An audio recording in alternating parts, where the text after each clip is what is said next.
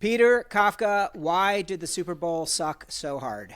Wow. I blame Kalshi for advertising like crazy for me to bet on the big game they can't call Super Bowl, and then not being able to handle the deposits. That was crazy. That was crazy. They offered me a $20 refund today, by the way. Really? Yeah. I saw some stat. I don't know if it was for Polymarket or for Kalshi or it was just for one market, but there was 500 million bet on prediction markets and only 120 million in the entire state of Nevada. So like on the online prediction market business is now like 5x. Here's the thing I don't understand. The reason I did Kalshi, I wanted to see how it would work, because my understanding was Polymarket required a VPN and crypto, which is still the case. You cannot bet on Polymarket in the US unless you do a bunch of jumps. Kalshi went, downloaded it from the App Store, took my Apple Pay directly from my debit. Happy to take the transaction. I understand there's actual regulatory reasons, but I just don't understand how one of these things can be basically fully legal and the other one is basically gray market. Well, I mean, like, stay tuned on fully legal, because now I believe Kalshi is enjoined in Massachusetts. That's got to go to the Supreme Court, and they'll have to solve it again. The other interesting thing is I have heard tell, and I haven't seen this reported yet, that in some of these prediction markets, rather than being actually, you're betting against the other bettors, like in sort of a pari-mutuel type way, that instead the house has part of the action. Because like in some of these markets where they're not liquid enough, the house will, prop up the market by by being the counterparty in some of these bets. And I don't know, I've not yet seen this like reported or like sort of substantiated, but if true, I think would be a big confounding fact. Is that literally how the market makers are supposed to work for the stock index, right? Or the stock market index, yeah, right. Yes. For the stock, That's the whole point of it. Yes, that is a highly regulated industry, Peter. Yes, yes. No, I mean the idea that any of the thousands of people who worked on the Super Bowl yesterday could have made an informed bet on the length of the Super Bowl, and my bet was not informed. And I guess there's. I don't even think that they see that as a problem. No, I think they see that that's informed information. Insider trading is considered to be part of the thing. It's pretty wild. Seems dangerous to me, but the game sucked. The ads sucked. The ads sucked. There were basically no trailers. The only kind of trailerish thing we got was fucking Mando. Grogu and Mando. And you're missing. You are missing the David Fincher, Quentin Tarantino. That's fair. Surprise! The surprise ad from those guys. That was worth something. That was worth something. That was no. That one. That's true. That one definitely worked. But I was sort of like holding out hope against hope that there would be a Dune 3 trailer, which there was some rumors about that. But I don't know. It just felt terrible. Like GenSpark AI and AI.com. It's just so fucking annoying. These companies that are just absolute dog shit. You want to go back to the old days when we saw good old crypto ads from real real companies. Exactly. Where's Matt Damon? Yeah. I don't know. But go ahead. It's just like, there's mostly the ads suck every year, right? Like, I mean, like mostly the ads are not that good. And this seemed true to form. That Dunkin' Donuts one was horrible. That was horrifying. Like, that was like truly terrifying. And it does, like, there's a lot of it, like, not beating the bubble allegations, bro, with like all of these AI ads looking and these use of AI ads looking like the crypto craze of, 4 years ago. It felt very reminiscent. So that's not great. Didn't love that. Yeah, I think Coinbase literally just ran it back. They said, "What if we could just make the cheapest ad possible?" Yeah, exactly. For other nerds. That was wild. I mean, that was like fun, but I'm like, but what is the point? It's fine. It's just who knows? It's some self-licking ice cream cone of like, we've got to spend money on the Super Bowl, and there's a bunch of people who take our money for the Super Bowl, and then like we can just jack it up the brand. Two other ads of note. One which I didn't see but read about afterwards. It was promoting ice. Yes, that I ice. didn't see that. It was apparently not funded by the government.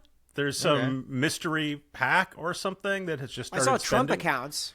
I saw the Trump accounts one. I didn't see Trump accounts. And then there was also Mike Tyson promoting Maha, which us taxpayers definitely paid for. Yes, that we definitely cut a check to Mike Tyson. That one I did see. I didn't see the ice one. That's great. Yeah, that's crazy. That's good. Yeah. Well, speaking everything's going great. Speaking of cutting checks to this government, talk to us about the Melania premiere. Wait, before we get to the Melania, I'm sorry. I want to talk about the halftime show. We forgot to talk about, please, the one really great thing other than the Further Adventures of Cliff Booth, the halftime show starring Bad Bunny. That fucking rocked. I don't really want to give like sort of a play-by-play of like the halftime show itself. And in full disclosure, I was making macaroni and cheese for a very grumpy 5-year-old who, after I made the macaroni and cheese, she refused to eat it because, quote unquote, it smelled weird, even though it is literally the same mac and cheese that she eats. True, like 5-year-old vibes. Real fucked up behavior. Damn. But she was going Gordon Ramsay on you. Get this out of here. And then she ate it like 2 hours later once it had cooled sufficiently. Who could say? Anyway, you said you like cooled mac and cheese on this podcast. You said I do like cooled mac and cheese. Velveeta was like a genetic trait. Yes, good memory. The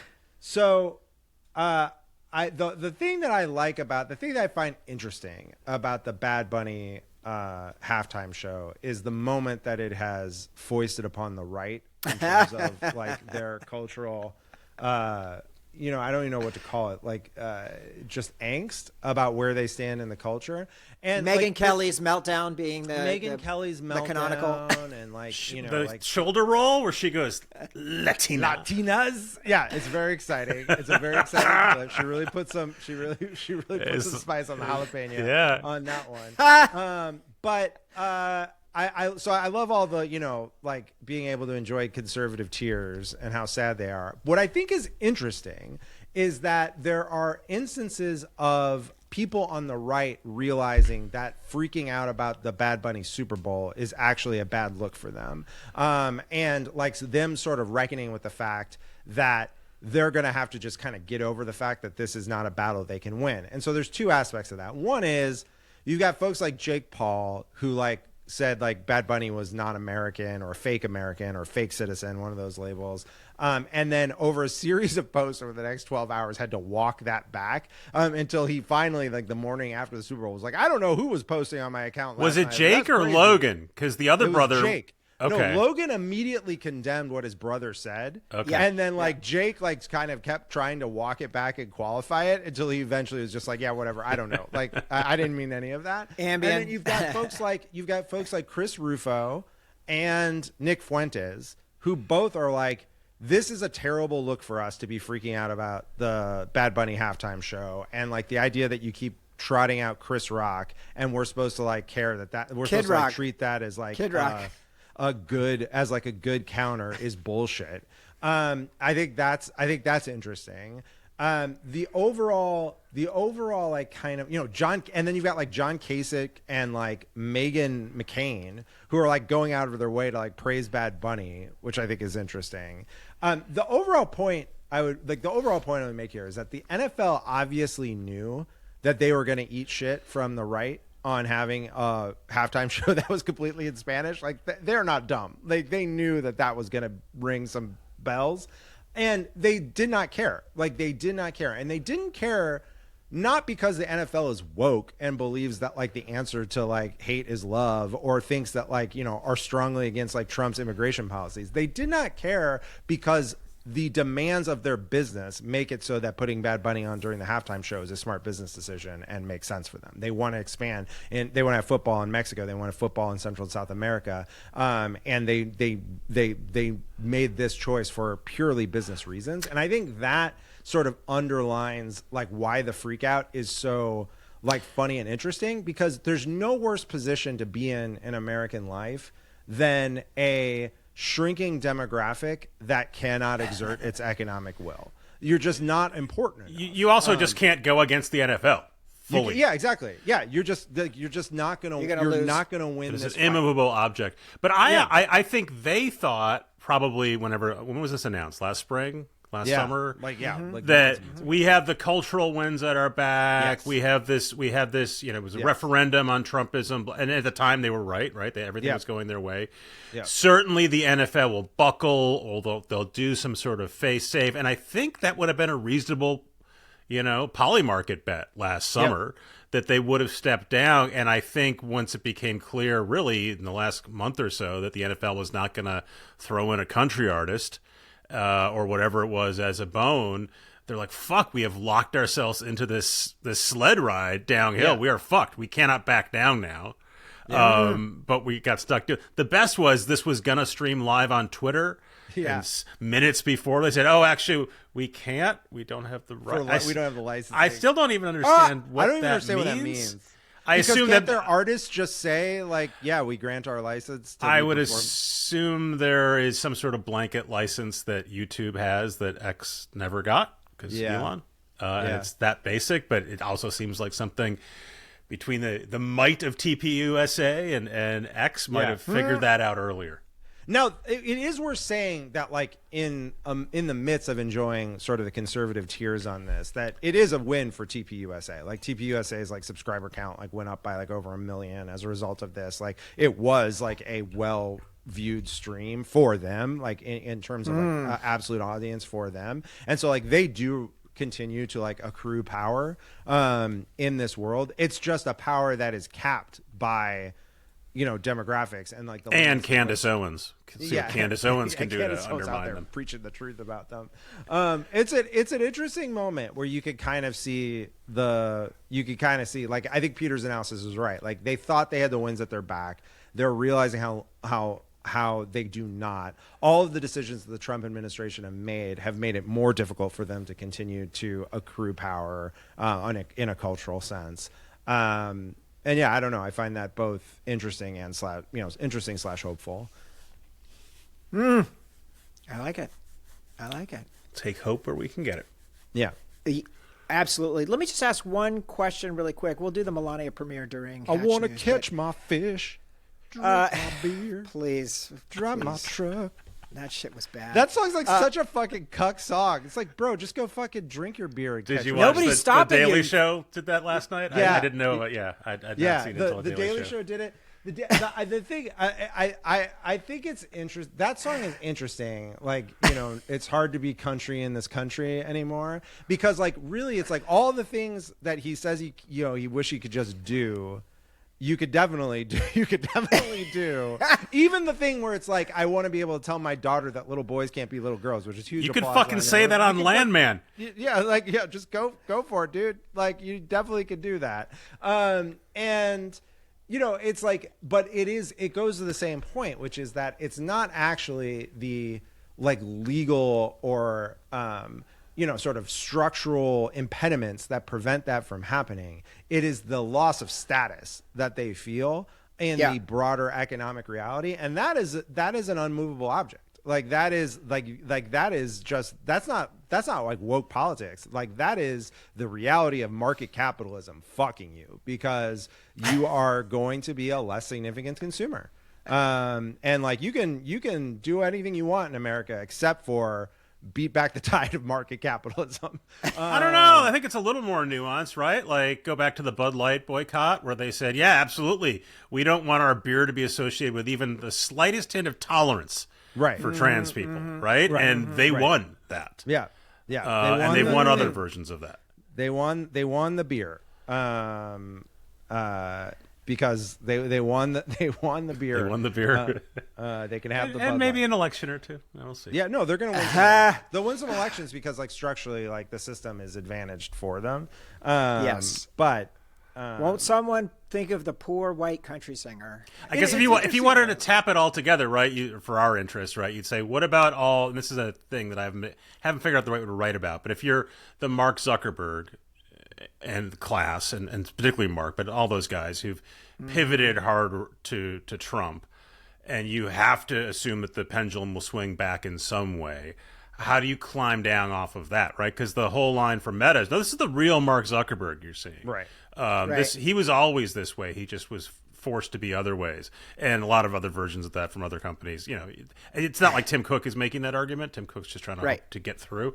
But you know, if you are Tim if Cook you're is someone like, it is just about the money. Like I don't but know. if you're again, these AI and tech guys in particular said Donald Trump is really improving our country. Yeah. How are you gonna walk that back at some point? What your plan is for getting off that ledge?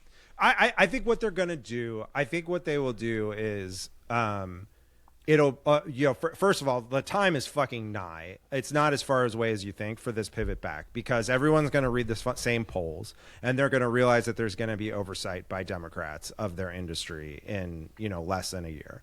And so you're going to start seeing a repositioning. And what I bet it will sound like is, listen, as we've always said, we don't think the tariffs made a lot of sense for the American economy and the American worker, and we're glad to see ... And like it will just be like this just didn't make sense for business, and it will elide some of the grosser stuff that they've also accepted. They will be kind of hosed, though, because they're going to be caught between a hammer of Democrats in Congress that hopefully will have control and will be able to conduct some sort of oversight, but won't be able to do any enforcement. So if they flip too hard on Trump, Trump will still control all of the levers of sort of hammering them with what he has. So he will be able to squeeze them and do deals or block deals or do whatever. So, I mean, this is why you don't make a deal with this kind of guy in the first place, because there is not. This is why you make the big bucks running these companies, because your nuanced sense of interpersonal and geopolitical leverage. It's going to be tough no matter what, because the road ahead is not going to get public opinion towards billionaires in general and tech billionaires in specific, and AI tech billionaires and even more specific, is not going to get more favorable. That is a trend line pointed in one direction, and the degree to which people are starting to voice concerns about AI for privacy reasons, for employment reasons, is starting to be seen more and more in focus groups and in panel surveys. It is, that opinion is still moldable. It's not as though it is well held, because people don't have a lot of information, but it is picking up to the top of the list faster than any other issue that this industry has had to deal with. It never was the case that fake news or polarization or the effect of social media on kids. It's never the case that those issues appear, because no one felt like they got laid off because of fake news, and no one felt like their kid graduated from college and can't get a job because of fake news. And exactly. Again, because I'm in this cohort basically of parents whose kids are getting out of college and having a hard time finding work, that's the pivot point right there, and those are all voters too. Yeah. Tough one. I wanted to do another topic, but we just do not have time, so I'm just going to ask you to give a one-word answer, and that is: can we stop the Netflix acquisition of Warner Brothers based on current existing legal rules, as Tim Wu seemed to suggest that it was clearly a monopoly per definition, even if that means potentially risking that it would then be bought by Paramount, which I don't know whether. I don't know if you're up on current events, but the Tim Wu, Lena Khan theory of what constitutes a monopoly has not proven very durable in a court of law. Okay. The answer is maybe. The answer is maybe. Skip the Lena Khan stuff. I mean, that is what Paramount is pushing for, and there was a heritage-funded group that prepped Josh Hawley and Cruz, et cetera, before that hearing, and you can watch that hearing and see exactly where they got their stats about 55% of all Netflix stuff made for kids is pro-trans, et cetera. Yeah. And then insane. And then the lefties have their own version of, this would be a bad monopoly for more vague reasons. But there's definitely sentiment to stop it. Again, it all runs through Trump, so it kind of doesn't matter what gets said in the hearing. But there's definitely energy towards finding a regulatory reason to stop it.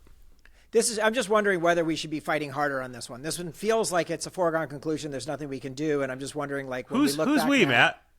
What's that? Who's we? Me. So you would prefer that David Ellison own I don't know. No, I don't. own Warner Brothers I don't versus Netflix? It's I getting don't want- sold, to be clear. I don't want It's not a either world- one of them. I would like to have a world where there would be less media consolidation. And so I'm just whatever. wondering whether this is something that's worth fighting or No. if No. it's too It's late. not. Okay. It's not worth fighting. And to a broader point, I would make about, since you invoked Tim Wu, who was on the Ezra's pod last week with Corey Doctorow, and like they both are very smart, and Corey in particular sounded very brilliant. The problem with their underlying thesis, which, like, when you really kind of get down to it, is first we must solve the concentrated power in market capitalism. Yeah. Is it's not as though there's not truth to that theory. The issue is that there is no framework, either domestically or internationally, for the concept of monopoly power that they are talking about. Because in reality, Facebook is not a monopoly as is defined by the existing case law. Again, either domestically or internationally. Like, that's both because they offer a free product, and that's also because they actually have real competition in the market. It is not the same as like U.S. Steel and Standard Oil and like the basis of case law that we've used to break up companies before. So if your theory is that this is the unmovable object, that we have to like kind of deal with that before any of the downstream problems can be dealt with, which I fundamentally disagree with, your entire campaign should be first predicated on building a political movement to pass a new theory of antitrust, because you're just simply not going to succeed, again, either domestically or internationally, with the theory of antitrust that you're promulgating in public. Okay. What he said. Okay. Okay. Very good. I don't have I'm not going to be able to do that. So I guess we'll wait and see. Peter Kafka, host of Channels. Welcome back to the podcast. Thank you for having me, gentlemen. And thank you, Matt, for finally allowing us to discuss a movie involving sex. Yeah, movies are in this movie, baby. You have tried to avoid this for years. I've wanted to talk about this movie for years for a bunch of different reasons, but primarily because I wanted to make you upset. Because Yes. we talk about This is a very chaste children podcast. having sex. Yes. Very We're good. we're sort of like a Christopher Nolan movie. Like there's not a lot of sex on this pod. We try not to murder any wives, so I guess we're not like Christopher Nolan in that. Try not to have but wives on camera at all. We're trying to have wives. Unlike 295 episodes and running. Yeah, exactly. Oh, man. So we are doing going back to 1982's Los Angeles with Cameron Crowe and Amy Heckerling's teenage masterpiece, Fast Times at Ridgemont High. Mm-hmm. Cannot wait. That is at the bottom of the hour. Before we do, Jason, next week, we've already recorded it. We are on vacation. I'm going to be skiing. You never said where you will be. I will be on the beach, an undisclosed On the beach. Yeah. Excellent. Okay, very good. And our episode, this is really fascinating. We went back all the way back to episode 6. So this is like July of 2020, deep COVID. Episode 6 of Dune Pod, No Country for Old Men. Mm-hmm. Great app, great discussion. Really fun to have the flashback there. And then we are back the week after that, and we have finally, I've been dying to do this movie, The Cable Guy. Cable Guy. Ben Stiller's The Cable Guy. I've only seen it once. It's a great movie, and we have Dale_A coming from Bat and Spider for that, so get ready. Great. How about some quick Hatch news? Hatch news from beyond. Peter, the Melania premiere, how was the movie? How many people? To be clear, I was not invited to the premiere. Okay, you didn't go to the White House. I bought a ticket for the 10:30 a.m. showing at the Friday at the Union Square Regal. There were, I think this is my story, I think there were 15 other people in the audience. Okay. 11 of them were journalists or people with journalists there to watch the movie. There was one lady who was friends with or fans of the designer, Melania's designer.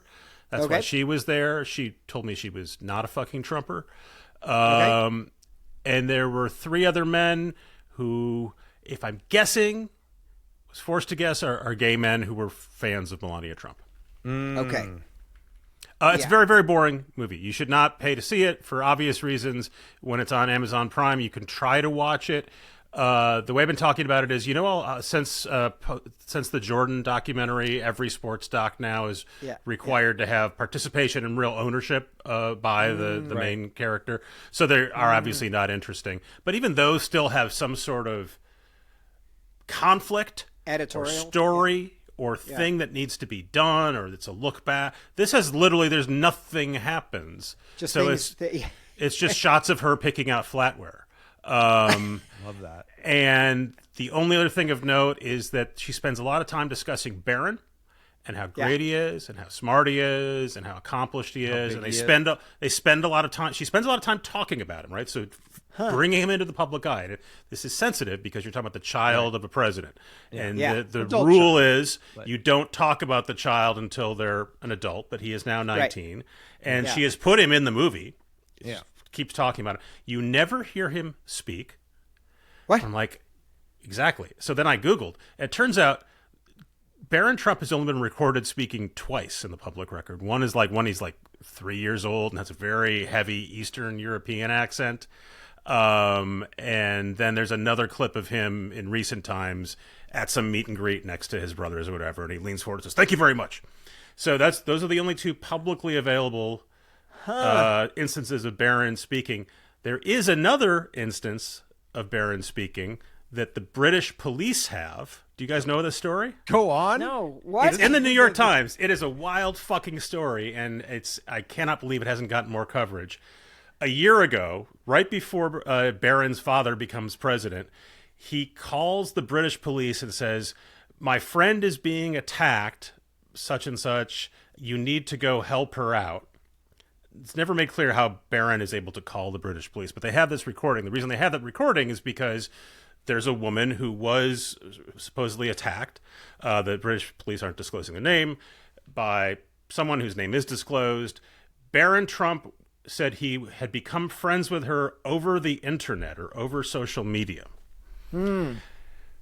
So imagine a scenario where you're Barron Trump and you're 18 and you're making friends with people on the internet. That could be a bunch of different things. And now we're in the realm of pure speculation, right? One is, that's an OnlyFans person you've struck up a relationship with, or an Instagram model.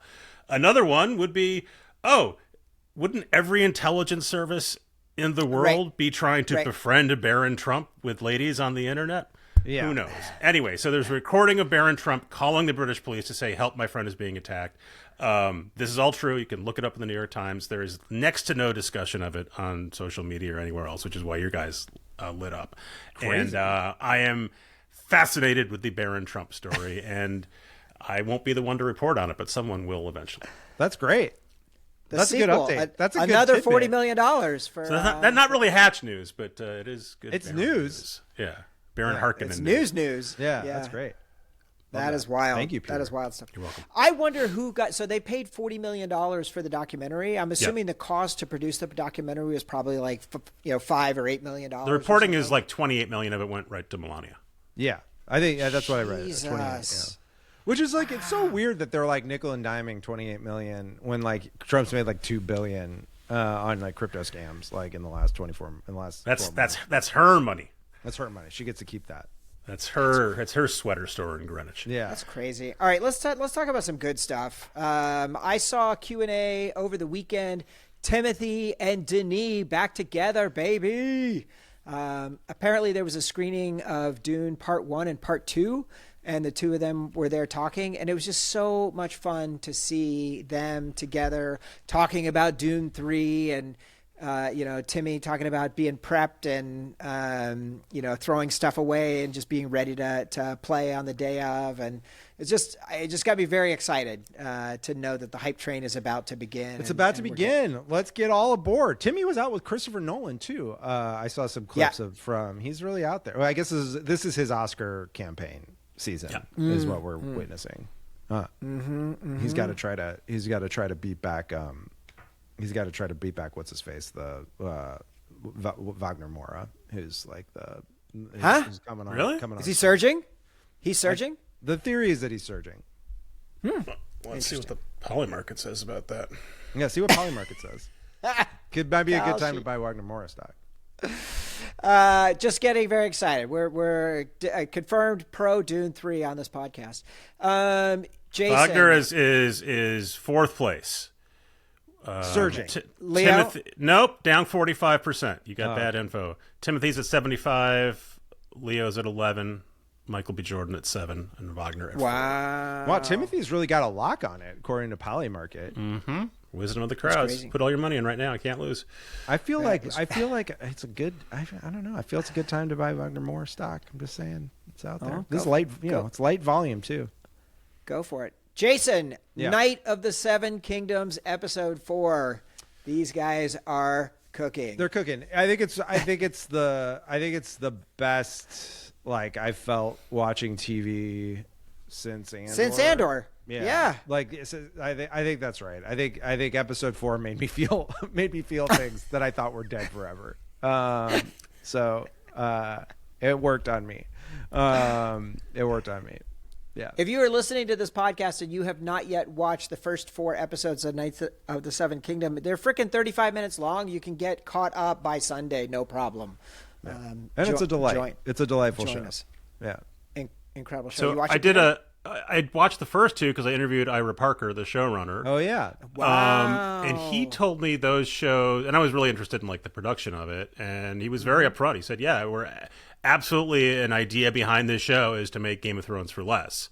Yeah. He says he's making them at like 25% of the budget. Yeah. Which seems way too low. It doesn't seem possible, but whatever it is, it's emphatically meant to be made for less. And there's no dragons, way less CGI. They're reusing a lot of Game of Thrones sets and actors, etc.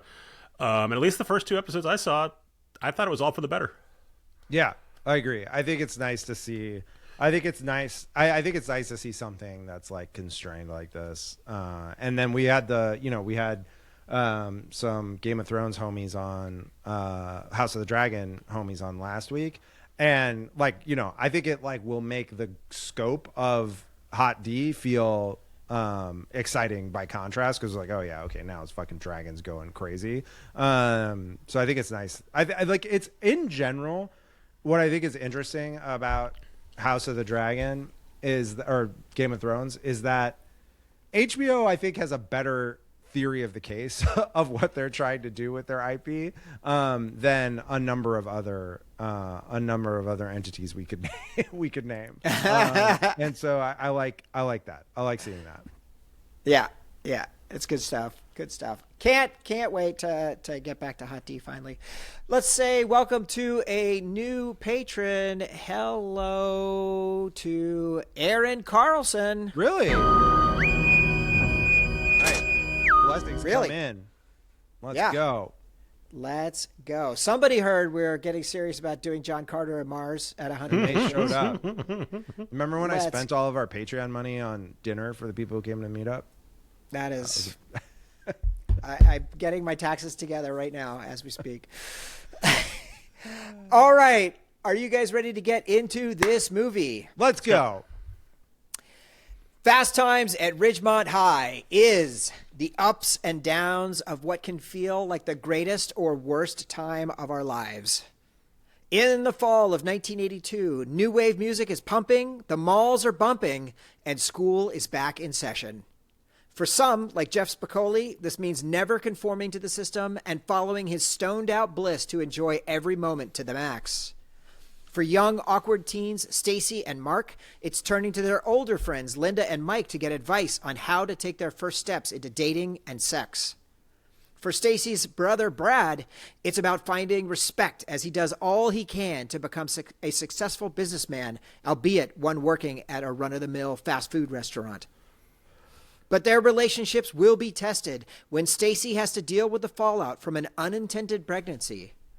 As they each grow up, they will find new inner reserves of strength and grow closer and farther apart. But they will never forget their own fast times at Ridgemont High. Mm-hmm. Let's go. Well done. Ensemble flicks are hard to synopsize, I will say. No, I Peter. Okay, very good. Peter, what was your first experience with Fast Times at Ridgemont High? This was definitely a movie I heard about for years before I saw. I would have been in grade school, I think, when it came out, and kids were wearing checkerboard Vans because of this movie. I if you weren't around then, it means you're not very old. This movie really, really had a grip on my age cohort. Nicely done, H. It was as important to a lot of us as Star Wars, in that you'd hear a lot about it. You'd hear about scenes well before you could even understand what the scenes were. And then I'm sure I ended up seeing it like in various forms in cable and VCRs and broadcast TV. I don't know when I would have seen the entire thing all the way through for the first time, probably as a teenager. But definitely one of those movies that came to me before I ever saw it. Jason? I watched it for the first time this week. Holy shit! I knew about this movie, obviously, and I knew about like sort of. I knew who was in it. And I knew like Let's Party. I knew like a lot of the quotables from the movie, and like I knew about the movie. Did you know it was a feminist film? I didn't. That is what I did not know.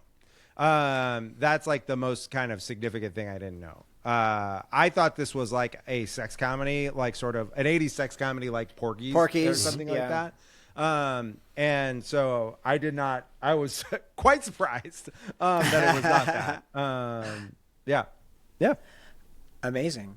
I saw this. I probably would have seen this when I was 13. I think we watched it on HBO probably, and maybe recorded it to be able to watch it again. Let's just say over and over.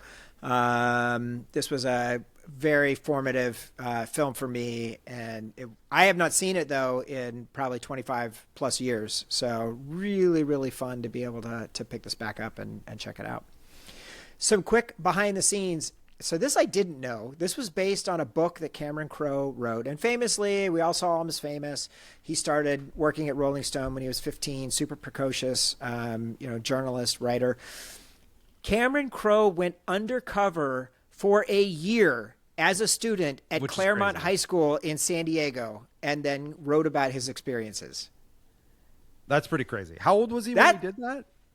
Did this 21 Jump Street move? I don't know. He must have been like 19 or 20 maybe. Yeah, he would have had been post-high school age, right? For it to be a stunt. Yeah. Otherwise, it would have just been him attending school. Him attending school, yeah. It's a little weird of like him going to high school and be like, so like you guys. What's up, fellow kids? Yeah, exactly. You guys like fucking? So crazy. He writes the book. He's working he works on a screenplay. Universal execs, of course, recommended hot young director David Lynch for this film. Now that would have been a fucking picture, man. Like that would have been a fucking picture. The third guy she slept with would have been a giant bug. My God. Yeah. So Crowe met with him. Lynch liked the idea, but passed, thank God. Producer Art Linson showed the script to Amy Heckerling, who at that point had only done student films. And Heckerling and Crowe met and immediately hit it off. They knew exactly what the program was and started working on it. Casting near misses. Tom Hanks auditioned for Brad. Would have been good. Justine Bateman was offered the role of Linda, but turned it down to do Family Ties instead. Good choice. Good call. Her. Yeah. Good choice. Matthew Broderick was offered the role of Spicoli. Wouldn't have worked as well, obviously. But not at all. He could have played the nebbish kid who is afraid to make out with her. The escape hatch coded kid, Mark Ratner. Oh wow! Believe me, we'll get there. Not an insult, just truth telling. The people who make this podcast, the people who listen to this podcast, are Mark Ratner. 100%. They are not Damone. They are not Spicoli. I mean, that's obviously true. It's just I don't know if it needed to be. You don't like hearing it? Embrace it. Embrace it. It needed to be Embrace it. You want to go tell Mark Ratner in 1982, it's going to get better. It's going to be okay. One day you're going to rule these people. You will crush them with your economic might. That's right. Jodie, well, literally, you'll see. Jodie Foster was considered for the role of Stacy, which I think is an interesting one. Would have been fun. Yeah. They shot this thing for 8 weeks at Van Nuys High School and Sherman Oaks Galleria after hours. Originally, the film was given an X rating by the MPAA because of the pool house scene that initially was longer and also had full More frontal thrust? nudity. Male Hog? full frontal. Yep. Hog talk? Yeah. Hog talk. And so Heckerling, basically, she wanted to have it be focused on the awkwardness, and then she also wanted to have gender equality, but at the end she had to cut that out in order to get it done. It's certainly effective for how short it is, and how that reflects on Mike. I wonder how you feel as the actor if you like agree to like go full frontal and then like it gets cut? Are you like, is that like bullet dodged? Like your dick Thank was God, on yeah. screen? I guess that's probably good, right? I think you probably feel okay about your dick being on screen if you went with it. If you're willing to do it. So you're like, all right, I get credit both ways. Yeah. Although, like, it is like he is like they do write tiny prick on his locker, so he can't be that proud of that. Universal they panicked after a screening. They panicked and considered shelving the film. Yeah. Crowe said, what happened is somebody wrote a memo shortly before the release to Universal executives Ned Tannen and Sid Sheinberg. Dun, dun, The dun. Sheinberg Wig Company. That said, the future of the studio was in doubt if we are making movies like this high school movie. But Tannen stood by releasing the film theatrically and was given a limited theatrical release. Budget, $5 million. Worldwide, $27 million. Nice. It's pretty good. But this is really an aftermarket movie. This is really Yeah. a cable and VCR movie. So Wikipedia usually just gives a single entry for the film, and here it said 27 million - 50 million, Right. which I think is all of the re-releases and that kind of Yeah. stuff. But they generally don't count all the DVD sales and all that kind of stuff. But just a huge cultural phenomenon, an amazing thing. All right. Not much going on in August of 1982 at the box office. E.T., the Extraterrestrial, Rocky III, Star Trek II, The Wrath of Khan, Poltergeist, The Secret of Nim, The Beastmaster, Firefox, Annie, The Road Warrior, Tron. Yeah. Jesus Yeah. Christ. I saw almost all those in the theater. Yeah. This is the only movie where you had sex, basically. This is, if you wanted to see sex, you had to go see this movie. Really, really good. All right, Peter, you have waited long enough. Patiently. Where do you want to start? Boy, so much. How about Sean Penn, method actor? So apparently he really was fucking method acting during this. He would not allow them to call him by his name until the end of the movie, which is so fucking stupid. And obviously you don't need to be method to be Spicoli. I kind of feel like anyone can do it, but he does it so well, and it's in that great tradition of John Belushi, Bill Murray. He's doing one of those characters, or Jack Black, where I definitely, the first 4 or 5 times I saw this, I probably didn't understand half the movie, right? I probably didn't get that he was a stoner. I barely understood the sex stuff, but you understood that Spicoli was funny. And that is that, and so whether he was method acting or however else he got to it, that is a real special talent that he had. And I just said anyone can do it, but obviously anyone cannot do it because he really does imbue that character. He has very few lines, and he makes him the most memorable character in the movie. It's good job, Sean Penn. And Good job, I kind of would like Sean Penn to remember that he used to be funny. Yeah. And he is funny in One Battle, I guess, a little bit, but like he could just dial down the whole I'm a hard ass, hard bitten man of the world and just occasionally be a funny guy. Like, all your great acting peers, Robert De Niro, everyone else has eventually gone, oh, I could do comedies again. Why don't we do that? And I would suggest that to Sean. It is interesting. It is interesting that, the podcast, like, it is interesting that like Sean Penn was really funny in One Battle and After Another, though. It felt like he was trying to recapture something or do something different than he had done before. Because like Lockjaw is hysterical as a character, not in the same way that Spicoli is. Like, it's not an intentionally like comedic performance, like a comedic character, but it's so turned past realism That it felt like, and it seems like, if you watch Sean Penn out there on like sort of the award circuit or whatever, it seemed like he had a nice time. Like he's having a nice time out there and kind of is enjoying like kind of being in this phase of his life. So maybe more of it that's to come. I mean, that is a strength of PTA, right? Like he always can bring such strong humor into these very intense movies that he makes, and balancing that, walking that line. By the way, speaking of PTA, it's the first time I ever picked up on this was this last rewatch. Did you see the name of the movie? Licorice Pizza? Licorice Pizza. I had no idea.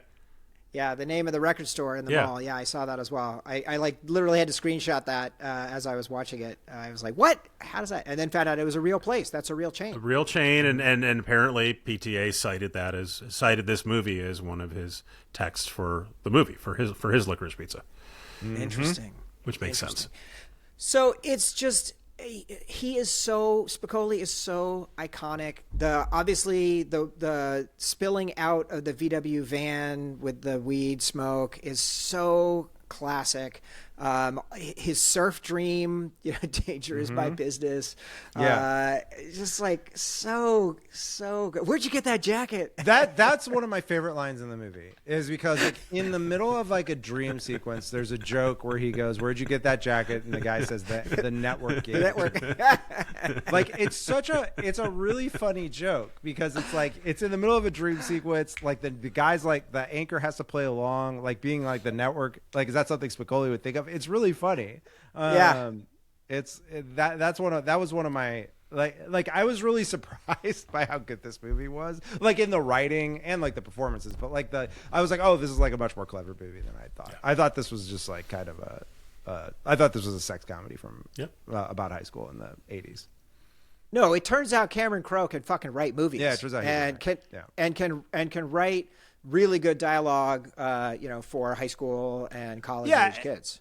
Yeah, I guess this sort of leads to my first point, which is like, as someone who loves Dazed and Confused, which we've somehow not covered on this pod, I was like, oh, crazy, fucking rip this shit right off, didn't you, my guy? Like, didn't you, my man? Like, I was like, oh, okay, like this was like the smart high school ensemble, like, like verite but heightened. Like, oh, you just like saw this movie, we're like, Texas, how about we do it in Texas? And I was like, oh. With the same soundtrack, basically. With the same soundtrack, yeah, it is. And like, with like maybe like whatever it's 6 years apart, right? Like 76 instead of 82 or something like that. Yeah, it's like, all right, okay, I see what you're doing, Linkletter. Very interesting. So yeah, I was really excited. I was like, oh, there's another one of these. How great. Yeah. I found that really surprising. I would do that movie. My first note was just the 80s, man. It said inject the 80s into my veins. Like that's what I wrote, exclamation point. Like I couldn't believe how by 1982 we were already fully formed on the 80s. And so the mall, the food court, the arcade, we got the beat as the backdrop to all of this stuff. I just absolutely loved it. And it's really funny to watch the real shit after having spent so much time, luxuriating in Stranger Things and these remembrances of the 80s, just to go back and see it all for how it was. And then it's also obviously very depressing to think about how, like our mall in Santa Fe is just about to be knocked down because it's dead.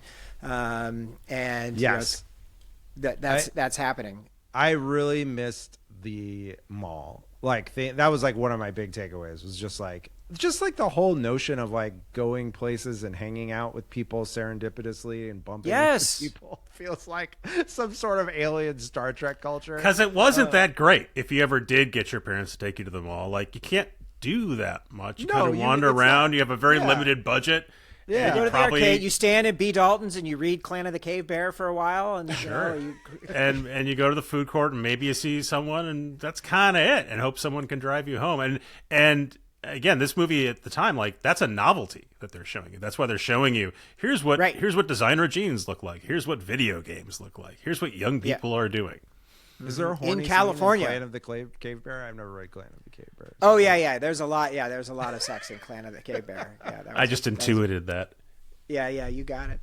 But just the music. So we had Tom Petty's American Girl. We got the Cars moving in stereo.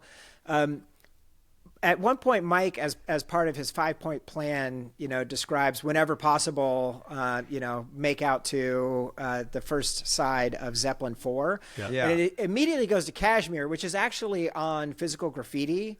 So I'm assuming that is Cameron Crowe saying that Mark can't tell the difference between Physical Graffiti and Zeppelin 4. In one of the pieces, the background pieces, Heckerling talks about fighting over the music a lot, and it comes down to essentially like Irving Azoff, who's the producer, was the Eagles manager, still is, I guess, and that basically she was pushed to include a lot more 70s music than she wanted, and she wanted more 80s music, so there's an Oingo Boingo song in there she's very proud of. Yeah. So I wonder how much of the iconic needle drops are actually things she wanted versus things she was required to put in. I have no idea. That's interesting. And I'm sure Crowe having his own preferences of what he would want to hear. All right, Peter, your next point.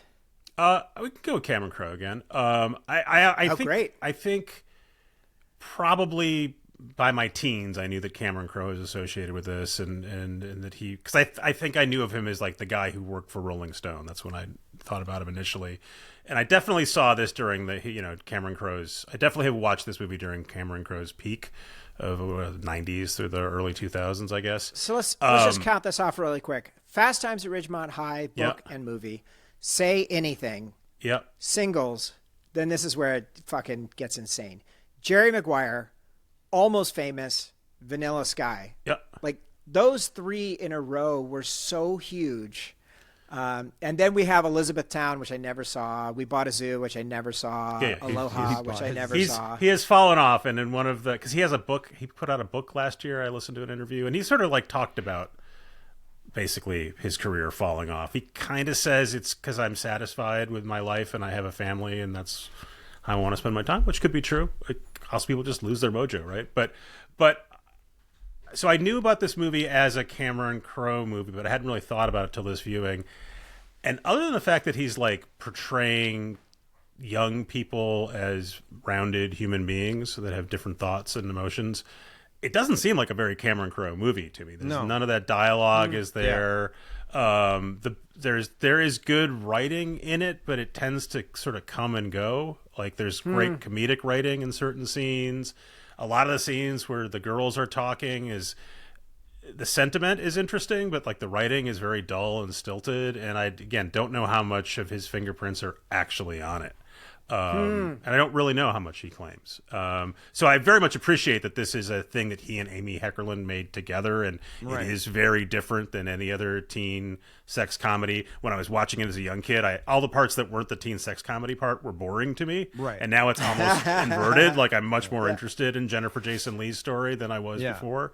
But it doesn't seem that Cameron Crowe-ish to me. We should bring on a Cameron Crowe scholar to discuss.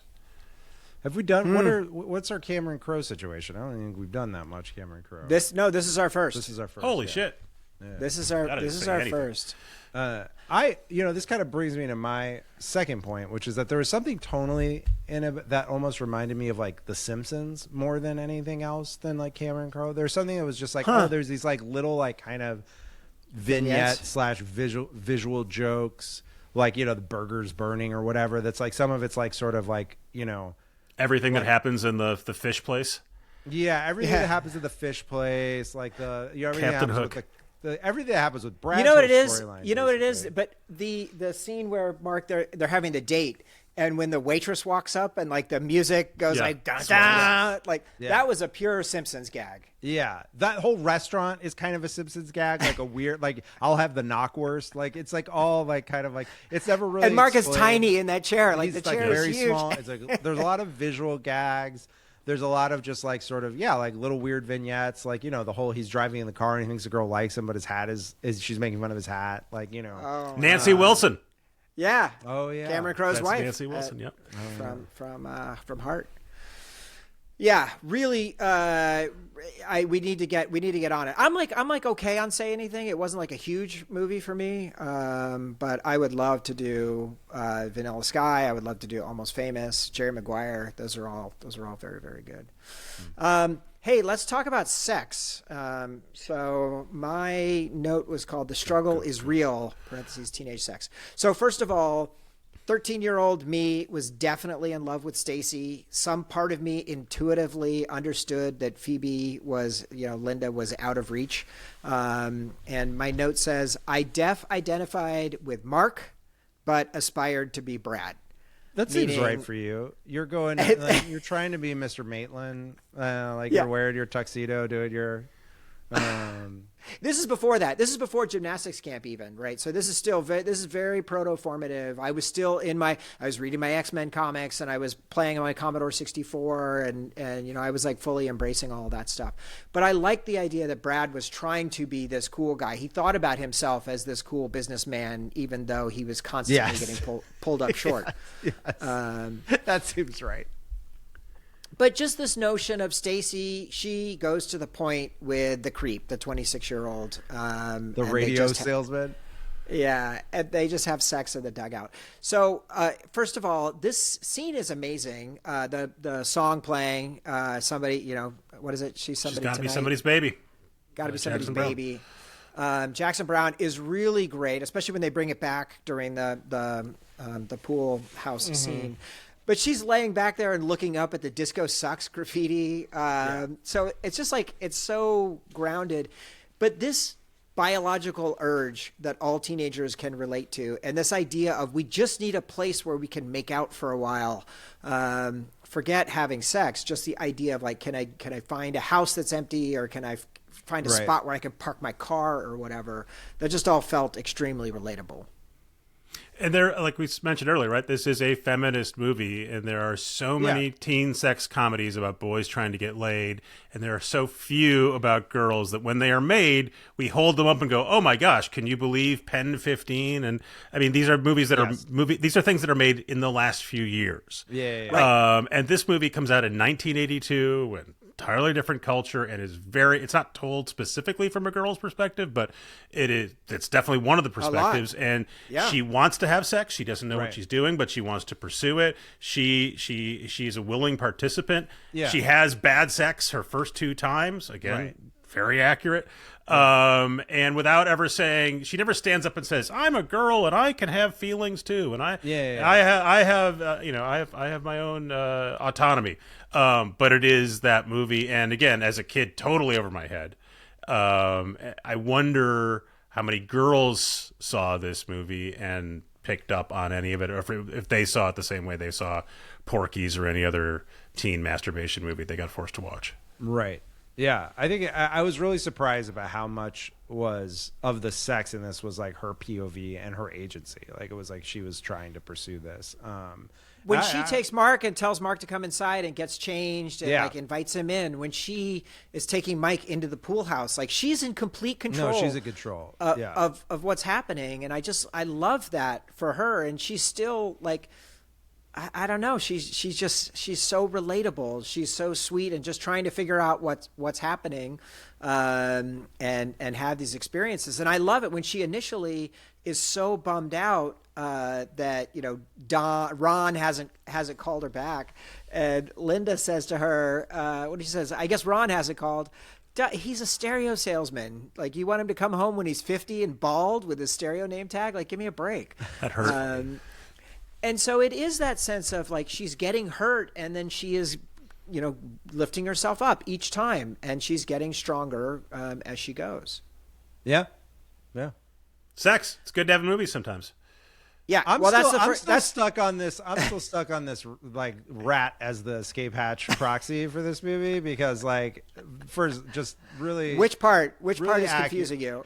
No, I'm not confused. I'm hurt. I mean, you weren't hurt when you weren't hurt. You guys did Real Genius on the show, right? We did, yeah. There's a Mark Ratner character there. There is. We talked a lot about the mimesis of the Mitch character in Real Genius. I think, and like I definitely relate to the running away from the girl who wants to make out with you part of this movie, like minus the girl who wanted to make out with you. But, that all tracks pretty closely to my high school experience. I mean, I was pretty good at being able to make out with girls, like I at church camp, and like one time made out in a chapel all night at a lock-in. So like All night. Wow. yeah, wherever you can get it. So things really turned for you then, Matt. No, well, that was It the did one. not That get was the better. one where. That was the one where I had this makeout session all night, and it was the first time I ever experienced blue balls. And my youth minister was like, "God's cursing you." Wait, and did I you was tell her? Wait, you told the youth minister you had blue balls? I did. I was like, Chris, something is wrong. Jesus Chris, Christ. Chris, it hurts so bad. And he just started, Oh my God. like, he didn't laugh, but I could tell. And then he was like, yeah, God is, is Wow. getting you. Matt, And I was you trying to- are so scared of discussing sex on this show. And now you we know finally why, give you the because- opportunity. You're like, let me tell you about my blue balls, boys. Dude, I had to walk around Busch Gardens all day as part of the church thing, and I could barely walk.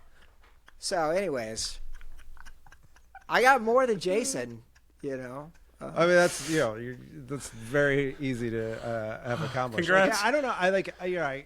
I as a high school kid was so in my head 100% of the time, like so focused on the math team, the debate team, computers, everything else, that like I was aware that people were having sex, but it seemed like a waste of time. It seemed like people were squandering their resources.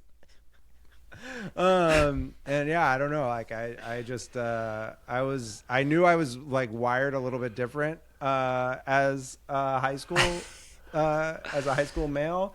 But I was not. I was like, look, we got quiz bowl this afternoon. We got things we got to get done today. I was also giving myself like stress migraines like 3 times a week. So there's like there's some downsides. To Cause and that. effect. There's some downsides to that approach. Yeah. Well, what can I tell you? Hog Talk. Oh wait, sorry. Bonus edition. Okay, Bonus so boner you have Venus, coming out of the sea, and you have Phoebe Cates coming out of the pool. So we just have to talk Jesus about the pool Christ. scene. Jesus Christ, Phoebe Cates. It's the Star Wars of teen sexuality. Yeah. That is the Death Star being blown up. That is minds being blown. Pretty remarkable. Changed a generation. Unbelievable. One thing I love about her character is so good through the whole movie. She is so, as one of my other main bullet points, is like her constant support from Stacy, like waving off the other girls from trying to come in and take the good-looking guy from her section, or constantly giving her advice, whether it's about how to give a blowjob or how to have sex, or just going for it, or getting over guys so that she can sort of build her own experience. Yo, you know Phoebe what I'm Cates, finding? amazing. You know what I'm finding out from Phoebe Cates' Wikipedia right now? First She's of all, married to Kevin Kline. she's married to Kevin Kline, which is great. Love that for her. She has 2 kids. She was born in 1963, so like we hope she was 19 during the filming of this movie. We would like that to be true. But importantly for my purposes, she is of Jewish Filipino descent, as are my children. So Wow. shout out to the Jewipinos out there. There's not that many of them, but when they show up, they It's a deliver. fine-looking Jew. Yeah. Oh man. Yeah. So yeah, that scene was incredible. All the comedic payoff there for Brad, and Judge Reinhold also just really Yeah, he's getting it good. done in this movie. Terrific. Last thing on the sex thread, this whole notion of Mike and Stacy having sex, being betrayed by your best friend, and then I, for sure the first couple times I saw this, did not comprehend or understood what it meant, the fact that there's a whole abortion plot thread here, but it's so affecting. Both her being abandoned and have to deal with it on her own, and then Brad being there to pick her up after it was over. Like that definitely got me this time. What was I wrote it? I thought I wrote it. Oh yeah, Damone does his P&L. People who owe me money. Someone owes him $50 for this. Blah blah blah. What his expenses are: abortion and Rod Stewart. Abortion $75. It says Rod Stewart $60 ? I noted that. I loved that. There's also a shot of Stacy's doodles in her notebook where she's talking about the pros and cons of Mike, which cool, knows music, and then on the downside, sarcastic, virgin ? Oh yeah, which I think is interesting. Yeah. That was to Meredith's assessment that all of the guys in Greece were also virgins. Yeah, all the guys in Greece had never had sex for sure. Yeah. Amazing shit. Jason, your next point. I think Mr. Hand is too lenient a teacher. I think Mr. Hand is really just a little too lax in the You think he should have stayed for the full 8 hours in Spicoli's room? I just think you flunk Spicoli. Like, it's very clear to me that Spicoli doesn't like, it's unclear why Spicoli has earned any goodwill whatsoever. Spicoli should be flunked. And you don't think his summary of the American Revolutionary, motivation? Get herself some cool ruse pronto. Yeah. But if you're Mr. Hand, then you just have to deal with him again. I mean, maybe you retire. I don't know, but you got to be. You don't pass the buck, man.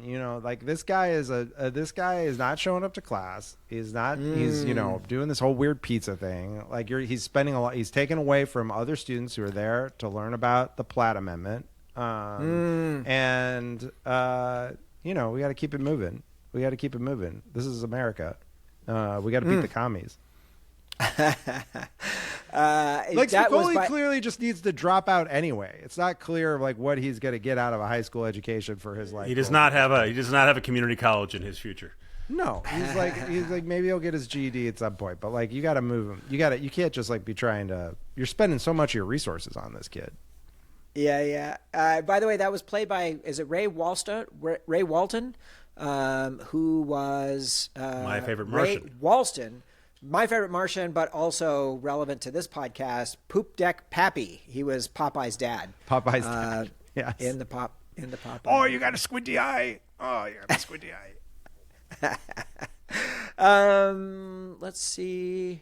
The sadness in Spicoli's face when they take his pizza away and give it to the other students, and I was like, I don't know if I would have the balls to eat Spicoli's pizza in front of him.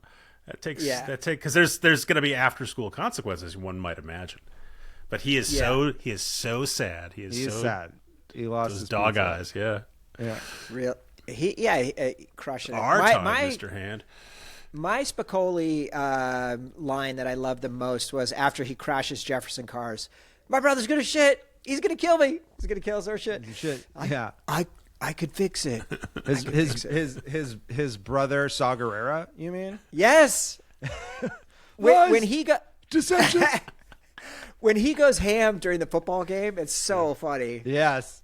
I love the parts of the movie that are heightened in that way, that are people just fucking dying during this football game. Like, the movie finds interesting ways to push, to do a push pull on reality. This is verite versus Dazed and Confused. Everything is real. It's very grounded. And this movie finds a lot of fun ways. Now, I will say, I never saw this before, but it did kind of trigger for me the thing that I always felt about seeing high school movies high school movies when I was a kid growing up in St. Louis.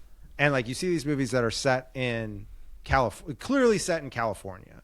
And even if you don't know that, as a fact, you could just intuit that something is different about where there's a guy who's really into surfing.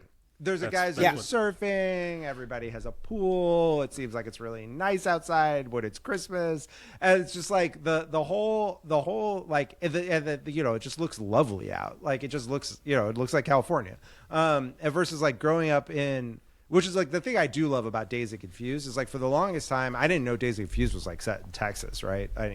When I saw it in high school, I was just oh no, this is Missouri. This is what it looks like here. It's just this long flatness with one street that goes through the entirety of the commercial corridor. And so the geography always felt differently, and as a result there was an energy to the high school that some of which is the heightened crashing into killing people in the football field, but some of it just now to me reads as that's the California of it. It's more. Where did Mike Damone grow up? Did he grow up there, or did he commute in from Newark? Yeah, where do you get this? It's like the same as the trash guys in Star Trek 4: The Voyage Home. Like, it's this Golden Gate Park, you got guys like who talk like they're from the outer boroughs. Well, and apparently the deal is Damone is partially Cameron Crowe, right? Like that was him writing himself into the story. He felt like the idea, like the music obsessive, the guy who like all of his posters around the bedroom, Zeppelin, Pete Townsend, Elvis Costello, Van Halen, Bowie, Devo, the B-52s, like very much kind of plugged in there. But then also, and if you go back and compare with Almost Famous, there is a bit of Mark Ratner in Cameron Crowe as well, right? Like so he puts himself in that way as well. Quick, just Deacon's Award for Outstanding Excellent. The DP is Matthew F. Leonetti. He did Breaking Away, Raise the Titanic, Poltergeist, Fast Times, Ice Pirates. We're not doing that. Weird Science. Can't do it. Action Jackson, Red Heat, Star Trek, First Contact and Insurrection, Too Fast, Too Furious, and Dawn of the Dead. Breaking Away is one of those movies that shows up for a lot of people for a lot of reasons. That Tremendous. Yeah, I've seen parts of, but not the whole thing. And like just visually, it seems very striking. Yeah. Yeah. I saw it a long time ago. There's that one, and then there was like a marathon movie with a guy whose leg got amputated or something who ran that like was in that it's kind of it's scene. a real. I mean, it would. I think I've seen it in the last 10 years. It really holds up. It's really a class story, right? It's really really good. I'd highly recommend it. And the production designer here was Dan Lomino, who we had a few weeks ago for Starman, so he was on a good run as well. Anything you want to make sure we hit, Peter? No, I mean Jason got at it a little bit, right? Like that. This movie has different tones, which is another way of putting it is I think this movie is erratic in quality. Some parts of it are just much better than others. I think there's just dialogue that works better. I think the stuff that works best is usually the funniest stuff. Again, like everything with Judge Reinhold, especially the whole sequence at the fish place. Like it almost feels like they were made by different people. And again, I don't know what the story is. I don't know how much of that's attributable to this being Amy Heckerling's first movie and what control she did or didn't have. But it definitely feels lumpy, which I definitely noticed the most this time around. And again, when I was a little kid, I was just waiting for more boobs to show up or the hint of boobs to show up. So I didn't mind. But it's definitely something that you could have, I would assume a more experienced filmmaker would have smoothed out tonally, but I don't mind. Do you want to talk about your balls some more, H? Yeah. You got anything else to say? Did you have hair on your balls when they were blue balls? Absolutely. No, I'm good on that topic. I think we've covered that. So, first of all, the background cast is insane. So I'm assuming you guys clocked some of The the background people. cast is crazy. Okay, so first of all, really is nuts. First of all, you have Eric Stoltz in his first role. Anthony Edwards, did you recognize him as the other stoner bud? Yeah. And then Coppola. Nick Coppola, who doesn't even have any dialogue, but is working. First I on-screen had performance. Yeah, I had to pause it because he's the one putting the sticker on the guy's back on the first I saw day of him school. right away. It's like seeing a ghost or something. I was like, The only time I remember seeing him was he jumps up during the football game. Yeah. Oh, And really? During this age of like de-aging, you're all, like, at AI fakes, you're just like, wait a minute, what the fuck? Did they insert Nick Cage in this movie? Like at some point, like, Dude, that Xfinity de-aging looked like shit on that Jurassic it all Park. looks like shit. It all looks like shit. It doesn't quite work. That was awful. My God. It's just it's a played out aesthetic that we will move on from because everyone hates it. That's terrible. the tilt shift Instagram filter. Exactly. Martin Brest, the director of Midnight Run that we're doing next month, was Dr. Miller. So the character of Rat was based on Crowe's friend Andy Rathbone, who went on to write the book Microsoft Windows for Dummies. There you go. Talk about printing money. And let's see. That's it. That's all I got. Look at that, Peter, a tight hour.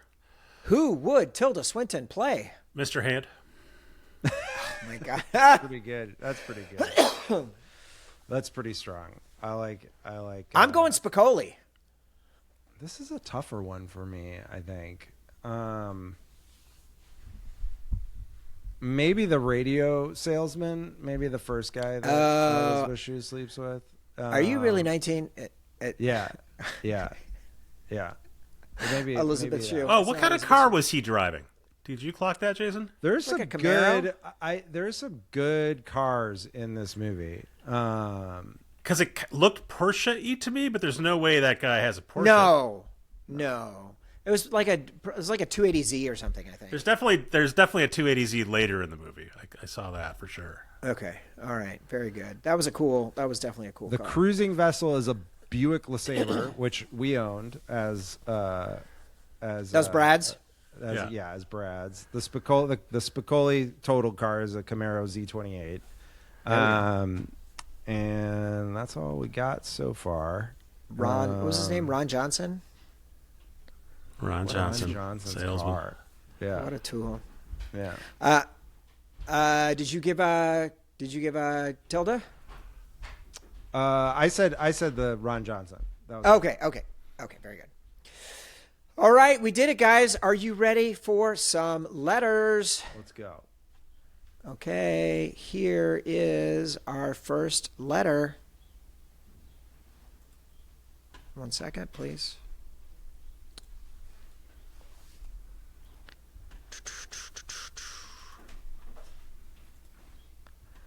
All right, here is our first letter. This is your brother, Animal Mother. Let's go. Well, there is this popular boy, Jake. It's just so weird that he would start talking to me now. Look, sweetie, if this Jake character is only asking you out to get into your pants, you could certainly use the popularity points. And if Jake really likes you, then maybe those kids will quit throwing bags of shit all over the porch. Thanks for the advice, Daddy. That's what I'm here for, pumpkin tits. Hello, animal friends and animal lovers. Early in the Cold War, U.S. youths with awkward tidbits and varying quantities of pocket money were clocked by establishment ghouls as marketing and propaganda targets. This led to the spawning of the American teenager, the birth of youth culture, and its timeless flagship, the high school movie. Tales of undercooked, overbaked children yearning for hedonistic freedom are as American as fucking an apple pie. Throw in simping, status symbols, fashions, cliques, dope heads, house parties, clumsy sexcapades, irksome elders 30 years and older, and good old gender politics, and you got yourself a time capsule to wax nostalgic about. Not to be a fucky asshole, but if art imitates life, when my children enter puberty, I'm sending them to churn butter with the Amish. Get a whaler or a clam witch. What teenage movie trope is the most realistic for you? Thank you all. See you at the pool house. Keep the change of filthy animals. There were almost no parents. I think Stacy's mom, like tucking her in at night, I think was the only parental scene in the movie, right? Which seemed weird. It was strange that she was in it. I mean, be careful about sending your kids to the Amish because those kids go on the Rumspringa and end up doing that. Also, once you start churning butter, I mean, it's a straight line. It's a straight line. Incidentally, Ron Johnson's car is a Nissan 280ZX. Called it. Which looks pretty cool. It does look much better. Nice. High school trope. High school. I mean, bad sex seems like a good one. It feels like the bad sex trope is like always kind of evergreen because like it's immediately like relatable to everyone, and also funny. So it feels like safe ground. You also oftentimes have the pretty girl take off the glasses, makeover thing. And what's cool, Stacy never goes through that, right? She just continues. Right. She just continues to become more confident.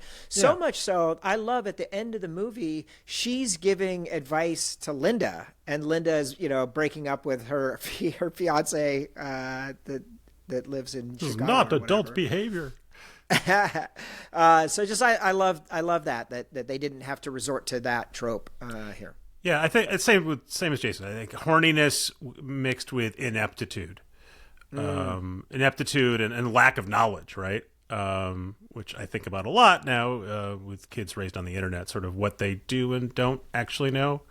Mm-hmm. But in 1982, it was pretty much like we're just going to some part of the map that no one's ever been on before. Yeah. And people are just going to tell stories about what they saw at the other edge of the map, but we've got no way to verify what this is actually like.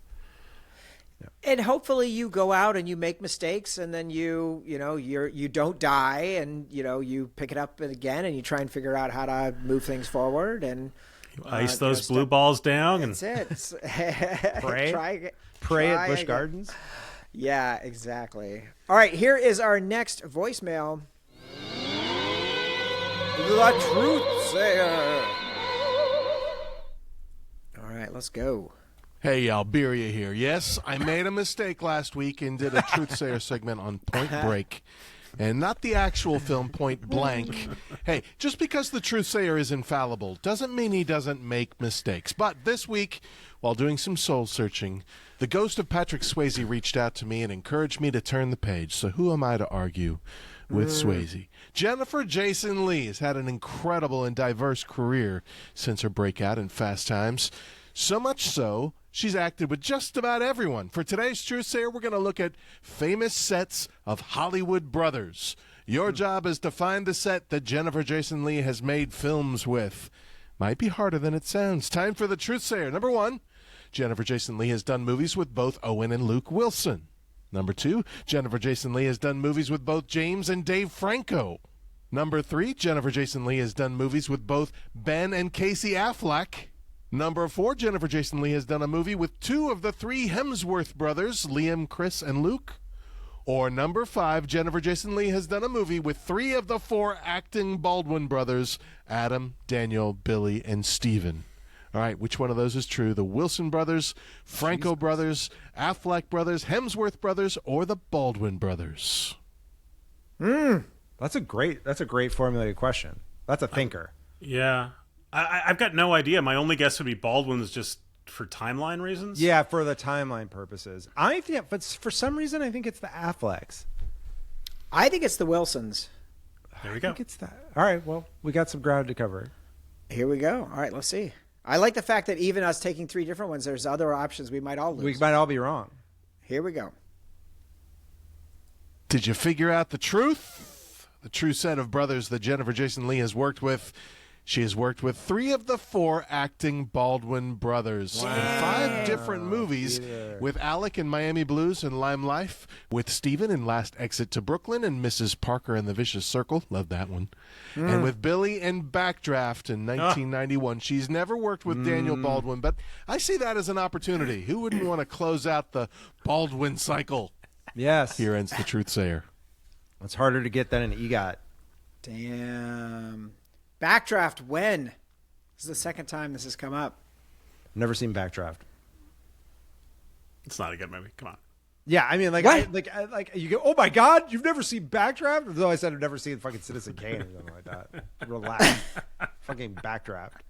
It's a good movie. Who gives a shit? Thank you so much, Birya. Here is our next voicemail.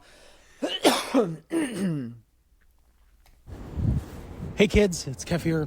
This week you're talking about Fast Times at Ridgemont High, a movie that is darker than your memory perceives it to be, in my experience, or that pop culture certainly perceived it to be when I finally saw it in high school. But Kev's question, because we're thinking about high school, if you could teach a high school class, what would it be and why? I want to give a shout out to Miss Cowan's cinema class. My senior year of high school showed me some of the best movies ever and put me on the path that led me to Kev's questions, basically. So, shout out Miss Cowan. Shout out Citizen Kane. With peace and love, I will talk to you all very soon. Once again, it's Kev's questions. That's a great question. Really good. I would probably coach high school debate, like teach a debate class. It'd be fun.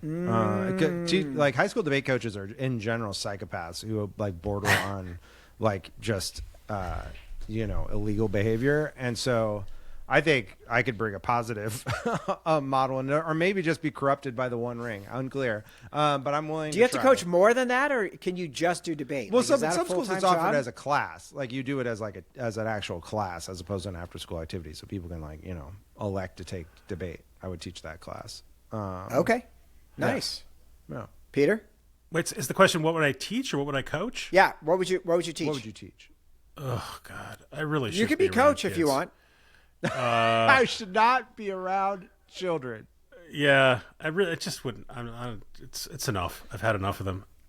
Yeah. I have it plenty. So I guess school nurse. Because Jesus, as far as I can the tell, sketchiest one. No, because the modern school nurse is literally Can't do much. You give me a list of non-prescription meds I can give your kid, like Tylenol or that's it. bacitracin, and unless I have that list from you, there's nothing I can do to treat the kid. So literally, I just don't do anything.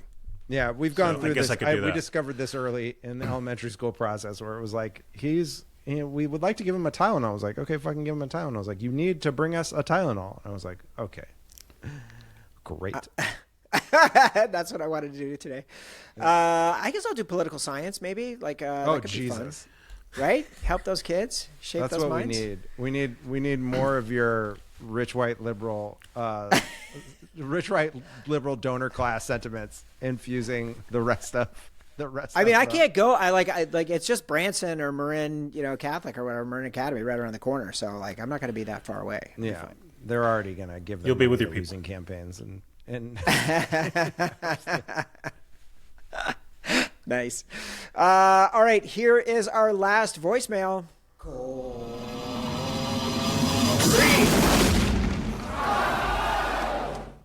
Yeah. Hey, this is Corey calling from Austin, Texas about the classic Fast Times at Ridgemont High from 1982. I didn't see this in the theater, but I did see it on cable. So whenever it came out, I was either 10, 11, 12, and it was on all the time. I watched this movie religiously. These were grown-up teenagers that I really wanted to be. I mean, this was life. This was it. Context is king, right? I know this is cringeworthy and all sorts of stuff now, but at the time, we all wanted to get fucking laid. No one wanted to be a virgin when they were a senior in high school. Most of us were moving out of the house at 17, 18. I know I moved out at 17. Like, we were all on a fast track to grow up. Like, we just wanted to be adults, and being adults meant getting fucked up and getting laid. That was it. And working, getting a job. Like, all the mall stuff in here is great. My first job was at a mall. There's so many good memories in this movie. Just thinking about growing up in the 80s. I just love it. It was an awesome time, even though it was a fucked up time, but not as fucked up as now. Woo! Anyway, the cast is phenomenal. I cannot believe I have had a crush on Jennifer Jason Leigh for most of my life. I still adore her. I love her when she pops up in anything. Sean Penn used to be funny. Remember that? Now he's so serious. Yeah, I love see? him, but There he you is go. very serious. And then, Mr. Hand is fucking awesome. He's like a dick, but he's not a dick, right? Yes. He goes out of his way for Spicoli. He helps him squeak on by. That is pretty admirable. And then, of course, there is the Damone. I love his room. His style is okay. I was a little more punk rock than that dude, but the music was good. He was kind of a shitheel, but he was a teenager, right? And a lot of us did shitty shit like that to our friends, and still remain friends somehow. And if we could apologize and maybe get our shit together. But anyway, who would tell the flip and play Damone? I mean, she could play a lot of people in this. I'm sure Mr. Hand has come up, but it's got to be Damone, right? Or maybe Spicoli? No, Damone. I'm going to stick with Damone. All right, thanks for doing this movie. I love it so fucking much. Good luck to H getting through the first 15 minutes of this one. Woo! All right, talk to y'all next week. Bye. That's the big H turn. Everyone thought he was going to be scared, and instead he's like, let me talk to you No, about my let me tell testicles. you, he was doing reps.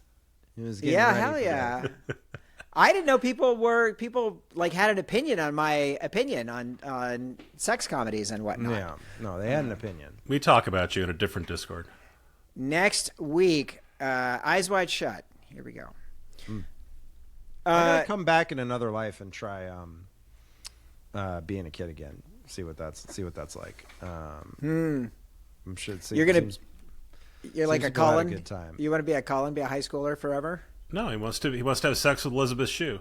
Yeah. Is that, no, it's Elizabeth Perkins. Which Elizabeth is it? Whoever it is in Big. It's Jennifer Jason Leigh. Yeah. So good. We did it, you guys. We did it. We did it. Great movie. I love this movie. I love this movie too. Peter, what do you have to plug, my friend? Podcasts, channels. I write about things on Business Insider. They're both free. Check those out. I'll be in Minnesota in a week and a half, so if you're there, holler When are at you me. there? Unless you When are work you for there? ICE. 19th, 20th, 21st. I arrive on the 20th, and we'll be Why there is the everybody 20th going to Minnesota? until the 22nd. I'm going for a wedding. I always go there that week for a couple days just to show my kids what really brutal cold looks like. And now fascism. Exactly. Nice. Jason, what do you have to plug, my friend? Well, we talked about vibe coding a lot on the special episode that will drop while we're away, so I won't. Yeah. I won't repeat. Don't spoil that. I won't spoil that. It's a big spoiler. I do think I still am really enjoying the pit. I think some people feel a little feel some kind of way about it for reasons that aren't entirely clear to me this season. Maybe just because season one was so hot, but I feel like it's not quite as. I feel like it's very good, but part of the problem is I've been building the Enterprise 1701D while I'm watching, so I'm maybe not quite as engaged, and Lego, so I'm maybe not quite as engaged as I should be. But I do feel like the episodes just like end. Like it doesn't feel like there's like a big thing that happens. Sometimes it just feels like it just cuts. I guess this week is a notable exception because something important happens right before that. But I still like the show for sure. I'm hearing that you don't like the show. No, I think it's good. It's a different kind of show. Like it's like once a week, and like it's it's all one day, and so it's like not really structured like normal television. Jason, do you still have your industry boner, or is that?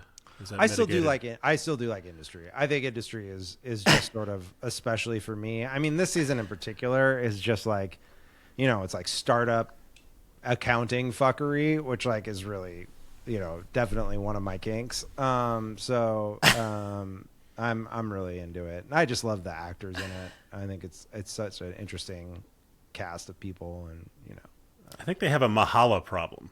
I think they don't know what to do with her. Oh yeah, and so she's been given a lot of like, I think, really clumsy dialogue. I think that's true. She's definitely less in focus, right? Yeah, and when she does, she's like, actually, I'm going to tell you about my personal pain, which doesn't sound like her character and doesn't sound right. And so there's a lot of times when I'm watching it now, I'm like, this is crazy, but I'll keep watching it because the next scene, something awesome is going to happen. Yeah. Well, I'm way back behind you guys. I'm 3 seasons back, so trying to catch up. Too much sex? I don't know. There's a lot of sex in this show, Matt. Hell yeah.